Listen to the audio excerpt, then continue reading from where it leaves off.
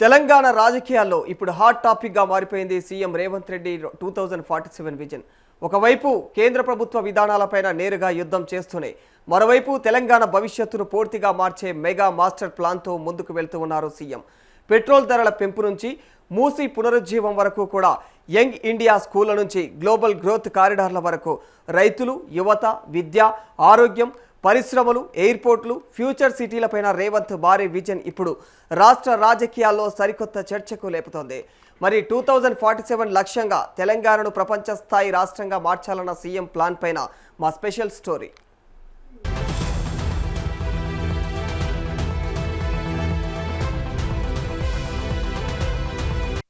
Petrol, diesel ధరల పెంపుపైన కేంద్ర ప్రభుత్వాన్ని సీఎం రేవంత్ రెడ్డి నేరుగా టార్గెట్ చేశారు.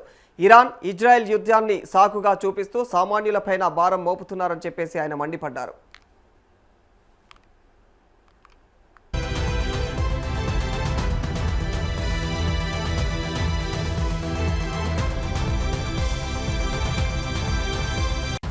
దేశ ఆర్థిక పరిస్థితిపైన కూడా సీఎం తీవ్ర ఆందోళన వ్యక్తం చేశారు.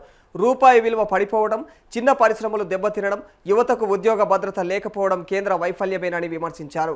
ఇదే సమయంలో తెలంగాణ కోసం మాత్రం భారీ విజన్తో ముందుకు వెళ్తున్నామని స్పష్టం చేశారు.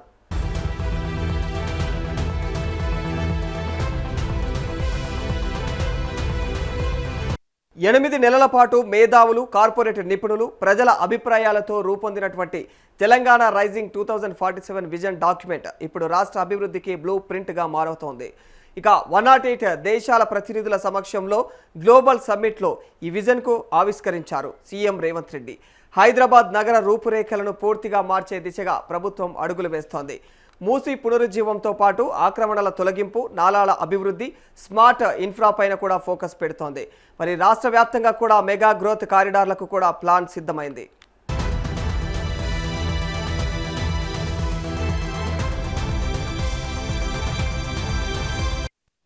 ఈ కారిడార్లలో వచ్చే 25 ఏళ్ల అవసరాలను దృష్టిలో పెట్టుకొని రోడ్లు, అండర్ గ్రౌండ్ డ్రైనేజీలు, ఇక ఈవీ ఇన్ఫ్రా, స్మార్ట్ పోల్స్, ఇంకా రెన్యూవబుల్ ఎనర్జీ ప్రాజెక్టులను కూడా ప్లాన్ చేస్తూ ఉన్నారు.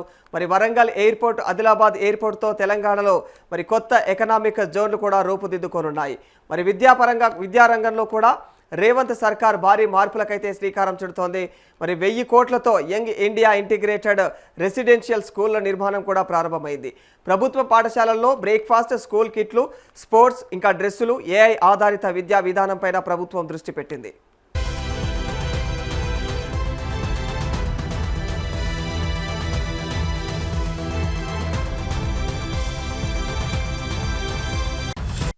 డ్రగ్స్, మద్యం, పొగాకు వ్యతిరేకంగా రాష్ట్ర వ్యాప్తంగా కూడా ప్రత్యేక ఉద్యమానికి ప్రభుత్వం సిద్ధమవుతోంది.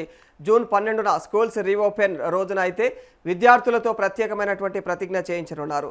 రైతుల విషయంలో కూడా సీఎం కఠినమైనటువంటి వైఖరి అవలంబిస్తూ ఉన్నారు.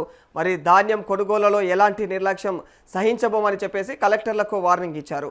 అన్ని బ్యాగుల కొరత, ఇక ధాన్యం లోడింగ్ ఆలస్యం, అక్రమాలపైన కూడా అధికారులను అప్రమత్తం చేశారు.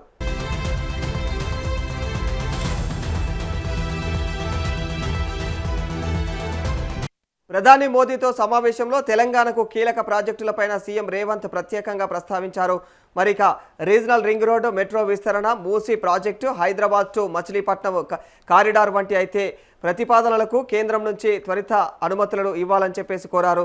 మరి తెలంగాణ రాజకీయాల్లో ఇప్పుడు రేవంత్ 2047 విజన్ పెద్ద చర్చకు దారితీసిందని చెప్పుకోవాలి. మరి ఒకవైపు కేంద్రం పైన దూకుడు, మరోవైపు రాష్ట్ర భవిష్యత్తు పైన భారీ ప్రణాళికలు. ఈ విజన్ తెలంగాణ రూపురేఖలను నిజంగానే మార్చుతుందా, లేక రాజకీయ నినాదంగానే మిగిలిపోతుందా అన్నది రానున్న రోజుల్లో తేలనుంది.